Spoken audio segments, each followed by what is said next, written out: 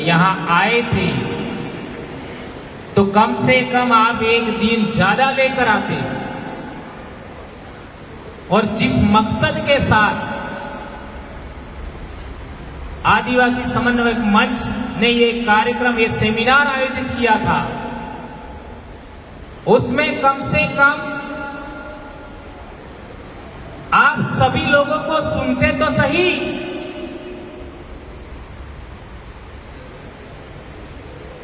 सभी वक्ताओं को सुनते, महिलाओं को सुनते। पेशेंस कितना है, धैर्य कितना हमें, इससे साबित होता है कि हमारा समाज कितना बड़ा संकट में है। संकट और समस्याओं की बात करें तो आदिवासी एकता परिषद का प्रथम कार्यक्रम मेरा 2003 में फर्स्ट जुड़ा था, तब से देख रहा हूं, और मैं एक रिसर्चर भी हूं। समस्याओं पर बोलते हैं, बोलते हैं, बोलते हैं, बोलते हैं, हमारे साथ ये हो गया, वो हो गया,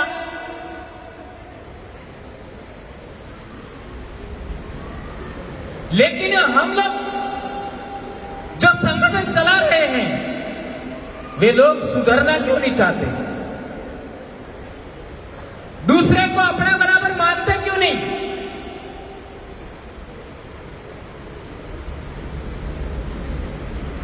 जितने भी देश भर में संगठन हैं, माना कि एक राज्य के अंदर माने हम लोग एक राज्य के अंदर प्रभावशाली, चूंकि मेरा भी 20 साल 22 साल समाज में काम करते हो गया, तो मेरा भी अपना अनुभव है। मेरे अनुभव को आधार मानूं मैं तो एक राज्य में 4 से 5 प्रभावशाली संगठन होते।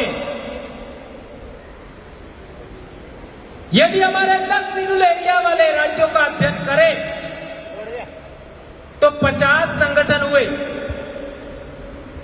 एवरेज 5 मानो, 50 संगठन देश भर में प्रभावशाली हैं। उन प्रभावशाली संगठनों को जोड़ने के लिए तो आदिवासी समन्वय मंच बना, और जो साथी हमारे कल आ गए थे, हम लोग पड़ोस में ही कर्नाटका में थे, उन्होंने बताया मुश्किल से 100-150 लोग बैठे थे और आए हैं 2500 के करीब। इसका परसेंटेज देखिए। हमारी प्राथमिकता क्या है? घूमना, फोटो सेशन लेना, मैं सब में कैसे अच्छा हो जाऊं, ये सब चीजें हमारी प्राथमिकता है। तो कैसे हम लोग आगे बढ़ेंगे? तो मैं बता रहा था कि देश भर में यदि हम लोग 50 संगठन प्रभावशाली हैं, उनको जोड़ना चाहते हैं तो क्या तरीका हो? 10 साल समन्वय मंच का भी हो गया।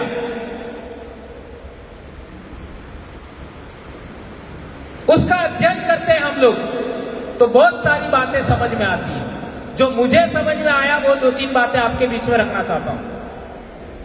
जितने भी संगठन हैं उनके उद्देश्य देखो तो 90% उद्देश्य एक जैसे होते हैं। चाहे उड़ीसा में हो, चाहे झारखंड में हो, चाहे गुजरात में हो, चाहे मध्य प्रदेश में हो, 90% उद्देश्य सभी संगठनों के एक जैसे हैं।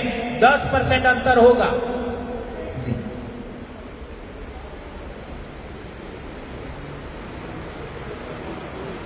अब कार्यकर्ताओं को देख लीजिए। कार्यकर्ताओं का अध्ययन करते हैं, जो पदाधिकारी है उनका अध्ययन करते हैं, तो जो सीनियर पदाधिकारी होते हैं उनमें करीब 95% एक जैसे विचार होते हैं। वो बोलते भी एक जैसा है। 95%, अर्थात उनमें 5% भिन्नता है। और आदिवासी विचार, आदिवासी दर्शन को आधार मानो तो देश भर में जितने भी आदिवासी लोग हैं 1 से 2% से ज्यादा अंतर नहीं है। कपड़ों में अंतर होगा, पहनावे में, बोली में भारी परिवर्तन है, कल्चर में 5 से 7% परिवर्तन है, लेकिन मानसिक सोच 1 से 2% से ज्यादा गलत आपका भिन्न नहीं है। इसके बावजूद भी हम लोग 90-95% एक जैसा सोचने वाले लोगों को संगठित नहीं कर पाए। ये बात हमको स्वीकार करना होगा। मैंने एक बात आइडेंटिफाइड किया, केवड़िया का जो जमीन छीनने का प्रकरण हुआ गुजरात में, उससे पहले मेरी सोच में यह था कि सुप्रीम कोर्ट का जजमेंट है, संविधान में प्रावधान है, 5th शेड्यूल और 6th शेड्यूल के प्रावधान विशेषाधिकार है, तो हमारे साथ गलत नहीं होगा। लेकिन केवड़िया की घटना ने मेरे इस विचार में परिवर्तन कर दिया। इसके बाद मैंने देखा हसदेव में एनवायरमेंट डिपार्टमेंट का भी रिपोर्ट है, कोर्ट के भी डिसीजन है, सरकार की मिनिस्ट्री के भी आपका रिपोर्टिंग है। इसके बावजूद भी दरकिनार करते हुए आपका जमीन अलॉट कर दी गई। फिर भी हम जब हसदेव गए तो कंपनी वालों ने आगे 10-20 आदमियों को पिला करके आगे कर दिया, जो सही लोगों को मिलने नहीं दिया। हम लोग काफी मशक्कत के पास उन तक पहुंचे। ये 2 घटनाओं ने मेरे को सोचने को मजबूर किया। कहा कुछ और जाता है, किया कुछ और जाता है। फिर हम लोगों ने फैसला लिया एक तीसरी घटना के बाद, और वो घटना था मरांगबुरु का।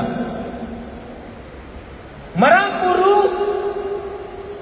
कई सालों से, मैं अपनी बात करूं 2015 से मैं उस जगह को जानता हूं।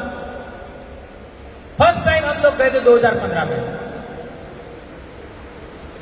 बाई ट्रेन गए थे, तो उसी एरिया से होकर गए थे। उसमें मैंने एक बात नोटिस किया कि देश भर का जैन समाज है, वो एक ही दिन ज्ञापन दे रहा है। पूरे देश में जैन समाज कितना प्रतिशत है? एक जना बताइए जरा जी। 1% भी पूरा नहीं है। ध्यान रखिए, बहुत गंभीर बात कह रहा हूं। पूरे देश में जैन